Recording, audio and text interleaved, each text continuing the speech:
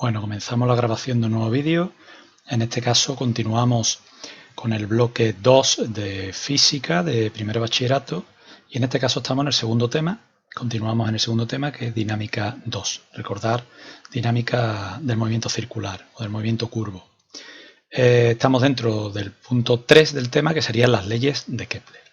Antes de comenzar con las leyes de Kepler, vamos a ver una evolución histórica hasta llegar a las leyes de Kepler. Las primeras concepciones de cómo estaba formado el universo son concepciones que vienen de los griegos, ¿de acuerdo? La primera idea es lo que se conoce como la teoría geocéntrica. Había, digamos, como dos corrientes, fundamentalmente la teoría geocéntrica, y más adelante pues veremos que hay un cambio a la teoría heliocéntrica, ¿vale? Bien, la teoría geocéntrica, que es recogida, o también conocida como aristotélica, porque es recogida por Aristóteles, pero bueno, era el pensamiento que los filósofos griegos tenían en esa época, es del siglo IV a.C., y en ella se considera que la Tierra está en el centro del universo, como veis aquí en la imagen, y los planetas dan vueltas alrededor de la Tierra, incluido el Sol, y en la esfera más exterior pues estarían las estrellas, ¿de acuerdo? O sea, digamos que las estrellas estarían como si fuese un papel pintado, ¿verdad?, en la última esfera, y donde se encontrarían las estrellas. Siendo, repito, la Tierra el centro del universo. Por eso se habla de teoría geocéntrica, ¿de acuerdo?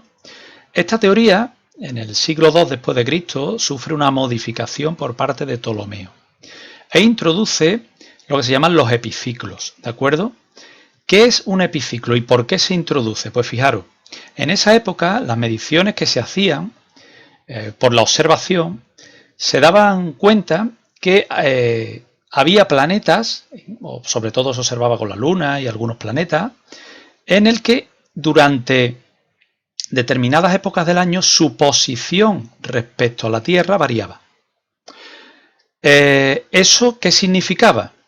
Pues que o bien las órbitas no eran esféricas, o si se fijáis, realizaban un movimiento que se llama epiciclo, es decir, tenemos lo que es el movimiento deferente, lo que sería el movimiento circular alrededor de la Tierra, pero alrededor de ese punto, ¿de acuerdo?, que se llamaría ecuante, el planeta está dando como vueltas alrededor de él, ¿de acuerdo? Entonces estaría haciendo este movimiento que se observa aquí en la imagen, y claro, eso sí podría explicar pues que en una determinada época del año, pues ese planeta de los conocidos en esa época, o el Sol incluso, pudiese estar más cerca, como se ve en esta imagen, como veis aquí, y en otras épocas del año pues se encontrase más alejado, ¿de acuerdo?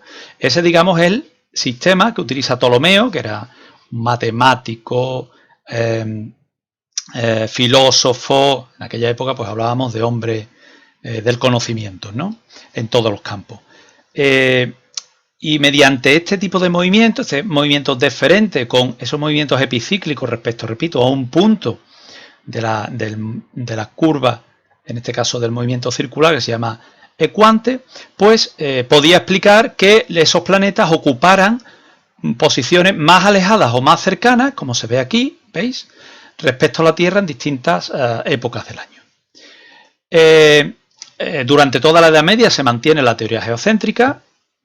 Tenéis que tener en cuenta que estamos hablando de la Edad Media, en el que, bueno, el conocimiento estaba fundamentalmente en las abadías, y los monjes se dedicaban a la transcripción de los libros fundamentalmente de los filósofos griegos, o los libros árabes que habían entrado en Europa por la colonización musulmana de Al-Ándalus, ¿de acuerdo?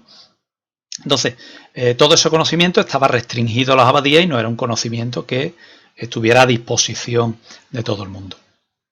No es hasta más adelante, cuando el sistema ptolomeico, a medida que las observaciones van mejorando, pues el sistema ptolomeico de movimiento, ese movimiento epicíclico a partir de la órbita de giro, pues no justifica las observaciones que se ven.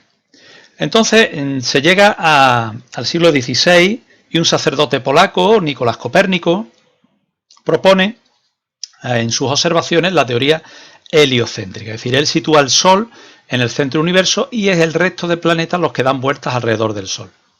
Galileo Galilei, mediante sus observaciones con los telescopios más pretelescopios, ¿no? Ahí hay una discrepancia en si fue Galileo Galilei el que construyó el primer telescopio o un científico holandés, pero bueno, él mediante esas observaciones apoya las ideas heliocéntricas de Copérnico, que es un siglo, Galileo Galilei es un siglo posterior a Copérnico, y él es perseguido por sus ideas, ¿de acuerdo? De hecho, él escribe un libro conocido como De Revolutionibus, en el que, digamos, hay una discusión entre dos personas y un mediador. El mediador es identificado como un filósofo griego, que ahora mismo no recuerdo su nombre, y las dos personas que hablan, pues hay uno que apoya la teoría heliocéntrica y otro que apoya la teoría geocéntrica. El Papa Urbano VIII se siente identificado en esa persona que defiende la teoría geocéntrica y que queda muy mal parada en el libro, y bueno, somete a juicio a la Inquisición porque la Iglesia apoyaba la teoría geocéntrica porque, bueno, si Dios ha creado a todos los seres, pues vivos y entre ellos a los seres humanos, pues los ha puesto en la Tierra, que sería el centro del universo, ¿no? Es lo que se llama la escolástica, los conocimientos relacionados con ciencia, que la mayoría de ellos son tomados de los griegos, es, digamos, esa ciencia que apoyaba la Iglesia, ¿de acuerdo? En esa época. Entonces Galileo Galilei es sometido a juicio por la Inquisición, es condenado, lo que pasa es que él se retracta y cuenta la leyenda que mientras se está retractando dice y sin embargo se mueve, ¿no? Porque él también apoyaba que la Tierra giraba sobre su propio eje. Entonces, bueno, es condenado a estar, entre comillas, lo que se conoce hoy en día como arresto domiciliario hasta que muere ciego, precisamente por las observaciones a través del telescopio, ¿de acuerdo? Muere ciego. Y Kepler, pues que es contemporáneo de Galileo Galilei, es capaz de, mediante los datos obtenidos por Tycho Brahe, es capaz de proponer una serie de leyes, las tres famosas leyes, que describen el movimiento de los planetas alrededor del Sol, ¿de acuerdo? Kepler era de origen germánico, ¿de acuerdo? Y bueno, ahí no sufrió ninguna persecución, puesto que ahí la Iglesia Católica tenía poco poder y él era protegido por el emperador, ¿vale? Bueno, pasamos ya, evidentemente, posteriores a Galileo Galilei y Kepler, pues está Isaac Newton, que enuncia la ley de gravitación universal y es el que explica el por qué los planetas se mueven alrededor del Sol en el sistema solar o qué fuerza es la responsable. Ya sabemos que lo que estamos estudiando en la parte de dinámica es las causas que provocan los movimientos, y en este caso son las fuerzas, y él va a introducir pues la fuerza gravitatoria, ¿vale? Bien, vamos a pasar a las leyes de Kepler, que son tres. La primera ley dice que los planetas, incluida la Tierra, giran alrededor del Sol describiendo órbitas elípticas, en las que el Sol ocupa uno de sus focos. Fijaros, ya sabéis que un movimiento elíptico tiene dos focos, el Sol ocuparía uno de los dos, y el planeta, en su movimiento alrededor del Sol, describe una órbita elíptica. Cuando se encuentra en la posición más cercana al Sol, el punto se llama perihelio, y el punto más alejado se llama afelio. Cuanto mayor sea la proporción entre el semieje mayor y el semieje menor de esa elipse, más carácter de elipse tendrá, es decir, más excentricidad tendrá el movimiento y más carácter de elipse tendrá. Cuanto menor sea esa proporción, pues menor carácter elíptico tendrá el movimiento. No penséis que el movimiento elíptico tiene una excentricidad muy alta. La mayoría de los planetas describen un movimiento elíptico alrededor del Sol, pero no presentan una gran excentricidad. Es decir, esta forma quizás sea muy exagerada, pero permite explicar perfectamente el tipo de movimiento. O sea que en una primera ley lo que hace Kepler es decir cómo son las órbitas, ¿de acuerdo? Bien, segunda ley. Lo que viene a decir, esta es casi la más importante, Lo que viene a decir es que el vector de posición del planeta barre áreas iguales en tiempos iguales. Vamos a ver qué significa eso. Aquí tenemos otra vez este movimiento. Aquí tenemos el radiovector de giro. Sabemos nosotros que el vector de posición o el radiovector de giro es un vector que une el Sol, el centro del Sol, ¿de acuerdo?, con el punto donde se encuentra el planeta que está orbitando, o el astro que está orbitando alrededor del Sol. A ese vector se le llama vector de posición. Si el planeta se mueve, me voy a fijar aquí en esta zona B, desde este punto hasta este punto, este radiovector está barriendo todo este área, ¿vale? Si este radiovector nos lo llevamos a este punto, ¿vale?, donde se inicia la zona A, este radiovector, cuando llega hasta este punto, barre todo este área. Pues lo que dice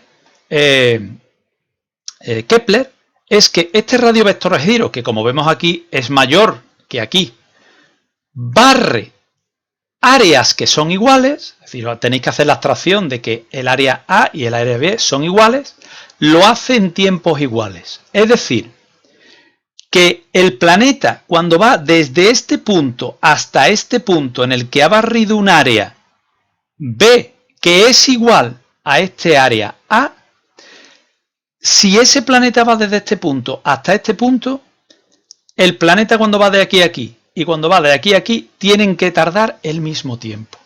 O él propone que tarda el mismo tiempo. ¿Eso qué significa? Eso significa que al ser distancias distintas, ¿vale?, este tramo de trayectoria es menor que este tramo de trayectoria. Para que el planeta vaya desde este punto a este punto o de este punto a este punto en el mismo tiempo, la velocidad en ambas zonas tiene que ser distinta. En concreto, aquí el planeta tendrá que ir a una mayor velocidad que en este tramo de la zona B. ¿De acuerdo? Es decir, la velocidad de giro de un planeta alrededor del Sol varía según el punto en el que se encuentre. Si la órbita fuese circular, la velocidad sería constante, ¿de acuerdo? La velocidad lineal de giro y la angular, evidentemente. Como no es un movimiento circular, sino que es elíptico, la velocidad de los planetas alrededor del Sol en su movimiento es diferente. Es decir, la Tierra cuando gira alrededor del Sol lo hace a diferente velocidad dependiendo del punto donde se encuentre. Aquí lo hará a menor velocidad y aquí lo hará a mayor velocidad. ¿Cómo explicamos eso hoy en día? Pues a partir de la conservación del momento angular. Fijaros, nosotros hemos dicho que la fuerza gravitatoria es una fuerza central. Y una de las características que tienen las fuerzas centrales es que el momento angular permanece constante. Y el momento angular es el producto vectorial del vector de posición con la cantidad de movimiento. Aquí tenemos desglosado lo que es el momento lineal. El momento lineal es el producto de la masa por el vector velocidad.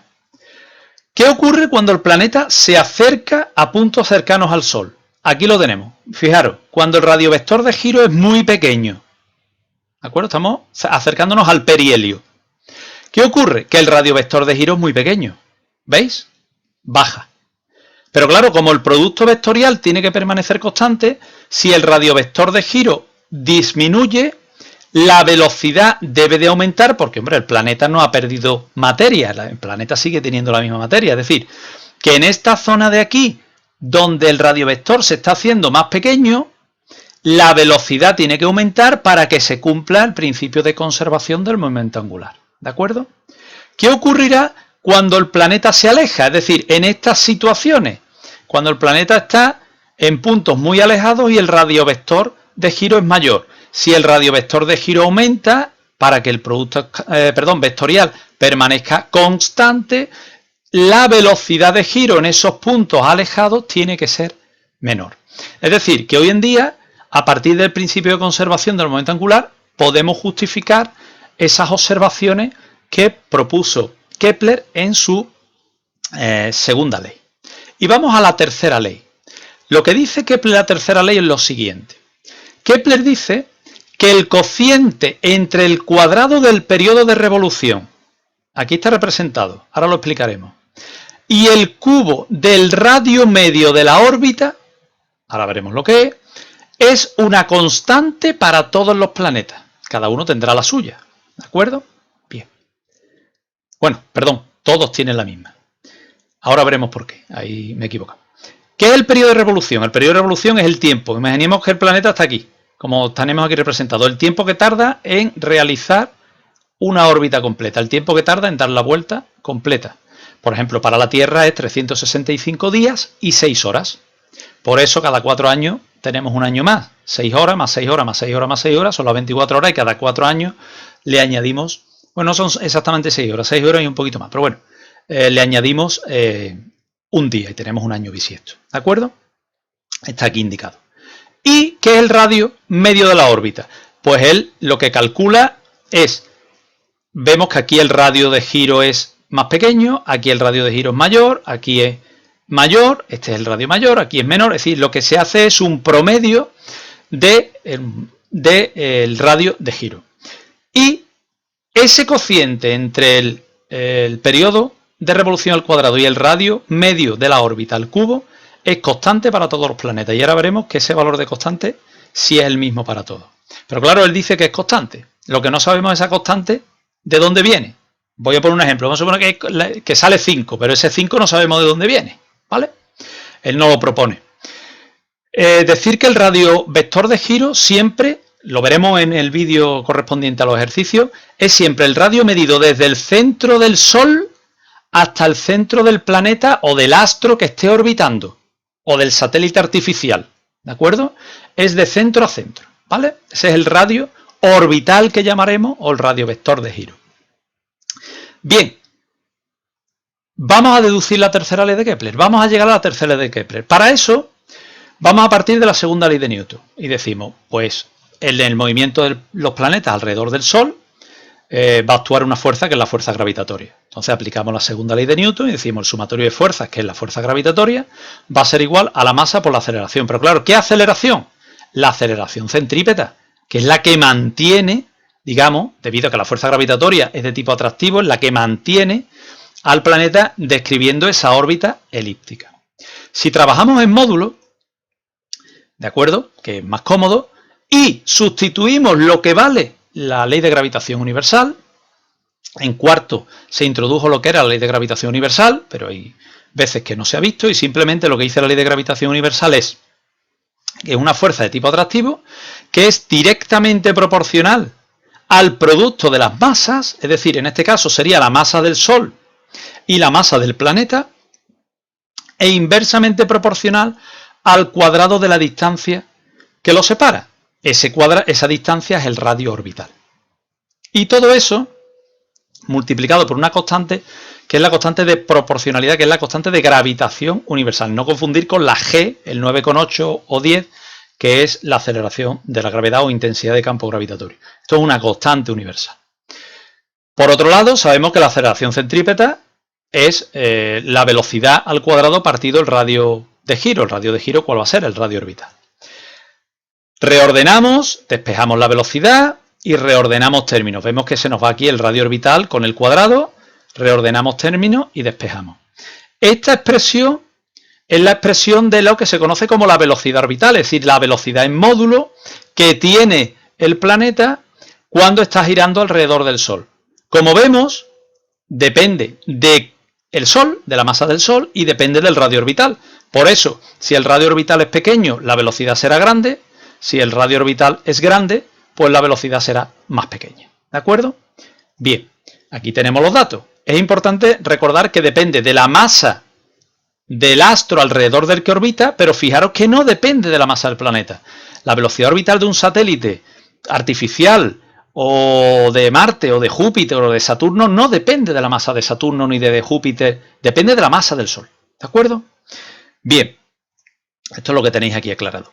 Y que esta expresión se puede extender a cualquier sistema. Es decir, la velocidad orbital de la Luna alrededor de la Tierra va a depender de la masa de la Tierra. Es decir, esta expresión se extendería a qué masa es alrededor de la cual está orbitando el astro correspondiente. Por ejemplo, la Luna alrededor de la Tierra, ¿de acuerdo? O un satélite artificial que esté orbitando, por ejemplo, el famoso satélite Meteosat, que es el que saca la fotografía y da información meteorológica, pues alrededor de la Tierra, ¿de acuerdo? Y insisto en que no depende de la masa del astro, ni del satélite artificial que esté girando.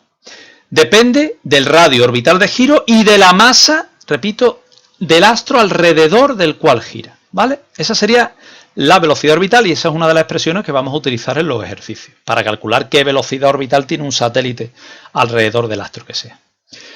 Si continuamos y partimos de la expresión de la velocidad orbital, pero lo que he hecho es elevarlo al cuadrado para quitar la raíz y sustituimos la velocidad lineal por su relación con la velocidad angular.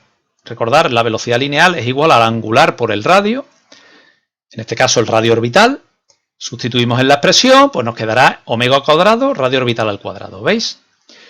Eso va a ser igual a la constante de gravitación, masa del Sol partido radio orbital, y reordenamos. ¿Veis? El radio orbital pasamos multiplicando y nos queda esta expresión. Si, como vamos buscando el periodo, es decir, vamos buscando la tercera ley de Kepler, sustituimos la velocidad angular de giro por su relación con el periodo. Y recordar del movimiento circular que la velocidad angular de giro es igual a 2pi partido por el periodo. Sustituimos en la expresión, veis aquí, radio, ¿veis? Omega, ¿lo veis aquí? Al cuadrado lo sustituimos por 2pi partido por t al cuadrado. Y reordenamos. Elevamos 2pi al cuadrado, t al cuadrado y reordenamos. Fijaros lo que nos ha quedado aquí. Lo que nos ha quedado aquí es t cuadrado partido el radio orbital al cubo. ¿Esto qué es? Si lo extendemos a cualquier masa, lo que tenemos aquí es la tercera ley de Kepler. Si tapamos esto, lo que tenemos es cuadrado del periodo orbital partido el radio de giro al cubo. Esta es la constante que estábamos buscando. Esa es la famosa constante que marca la tercera ley de Kepler.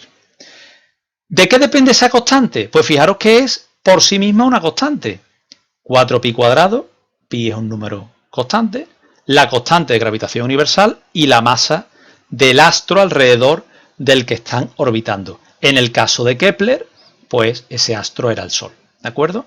Es decir, que para todos los planetas que están orbitando alrededor del Sol, se cumple que el periodo orbital al cuadrado partido su radio vector, su radio orbital al cubo, es siempre igual a esta constante.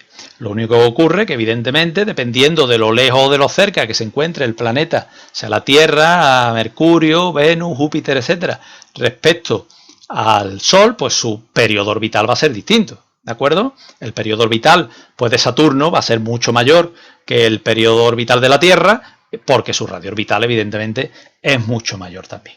¿Vale? Bien, conclusiones, por tanto. Recordemos que la tercera ley de Kepler obtuvo la siguiente relación, es decir, lo que acabo de decir, constante.